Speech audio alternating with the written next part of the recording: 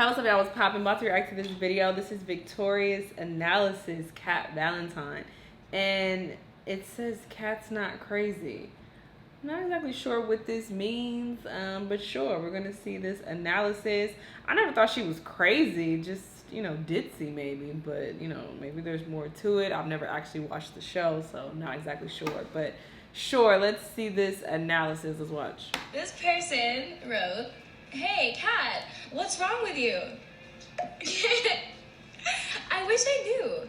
Seriously, my parents have taken me to doctors, but they don't even know. There's a theory, you see. My mom used to be a competitive breath holder. I swear she can hold her breath for like 4 minutes. She could be a dolphin, except she's not gray or that great a swimmer. Anyway, apparently she used to hold her breath when she was pregnant with me a lot, so some people think that's why I tend to be like... Oh. Okay, I should go. Time's up. What is happening? Cat Valentine is a very strange character, to say the least. In Season 1, she's a ditzy but bright girl with a tendency to bounce from happy-go-lucky to huffy and puffy. In Season 2, her voice raises a few octaves, but she's still a pretty normal, if a bit airheaded teenager. Then you get to Seasons 3 and 4, and... She go crazy. You were the one who said, "What are you doing?" I wanted to lick the laser beam with my tongue. Why? Well...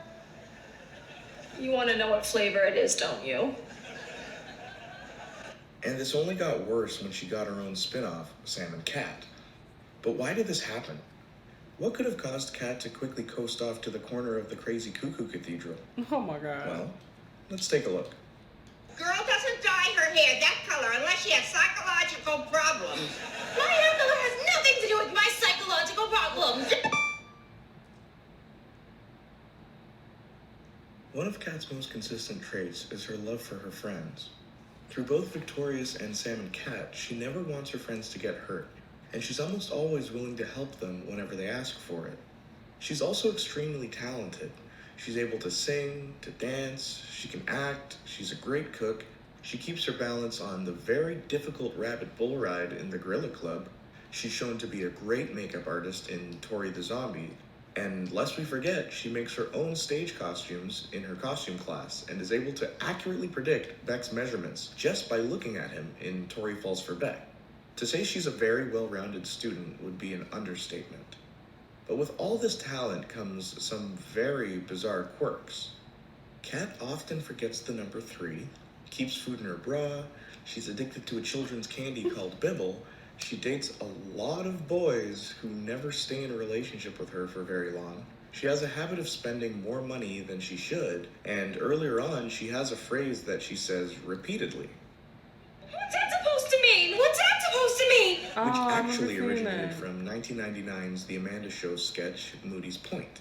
You know, the one where Misty says, "I just finished washing my hair with that special shampoo recipe, and I want to dry it before it dries." What's that supposed to mean?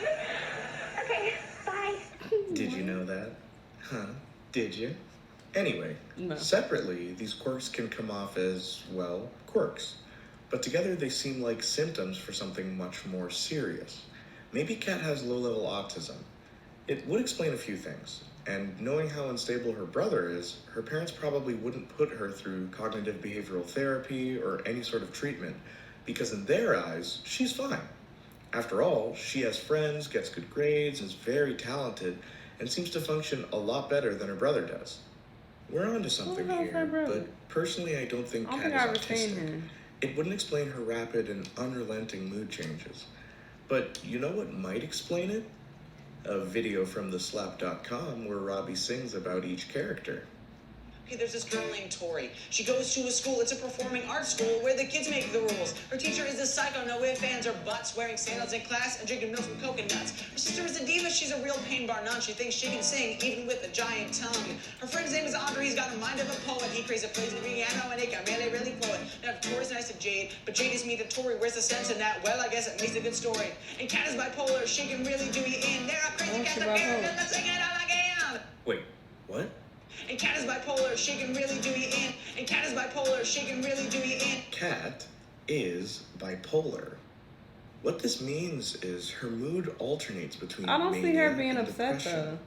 According to the Diagnostic and Statistical Manual of Mental Disorders, otherwise known as the DSM, I'm using the 5th edition, the diagnostic criteria for manic episodes has 7 noticeable symptoms. Number 1 is inflated self-esteem or grandiosity. Number 2 is decreased need for sleep. Number 3 is being more talkative than usual or feeling pressure to keep talking. Number 4 is flight of ideas or subjective experience that thoughts are racing. Number 5 is distractibility. Number 6 is increase in goal-directed activity or psychomotor agitation. And number 7 is excessive involvement in activities that have a high potential for painful consequences. Do these sound familiar? Cat Valentine's over-the-top behavior can easily be attributed to her going through one of her manic episodes. Now that we know that, we need to determine what type of bipolar disorder she has. Yeah, there's more than one. I think it's like 1 After or 2 doing or some something. research, it seems that type 1 bipolar disorder, previously known as manic depression, would be the most likely candidate.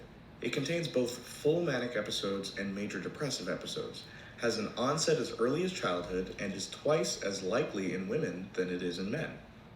By golly, I think we've got Oh it. God. But the question that still remains is, how did this happen? Well, 2 causes of mood disorders are stressful life events and genetics. Trina, maybe you should pull over if you're gonna put on lip gloss. Maybe you should talk less. That's what my dad always Okay. says.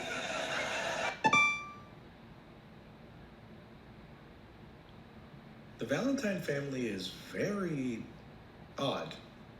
It's amazing how much we know about them despite never actually seeing many of them.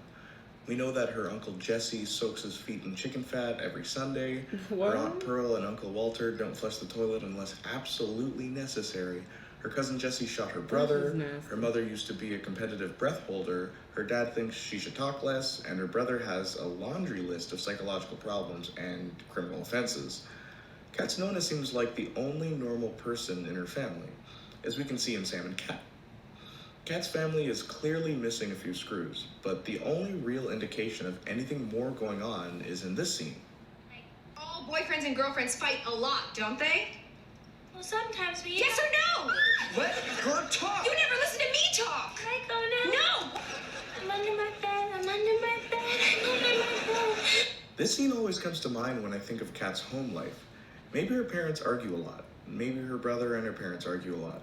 And Cat hiding under her bed is her way of coping with the fear of domestic abuse. As much as I'd love to speculate, this really is all we have on the subject.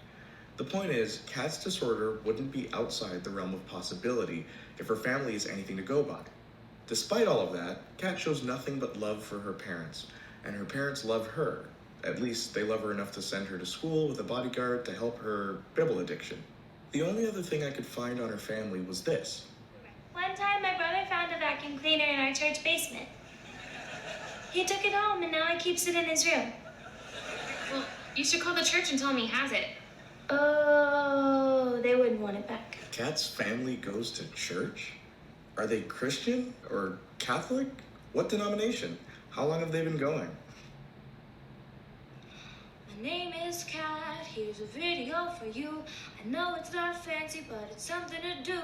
So if you get bored, just come online to the stuff.com where everything's fine. I need do.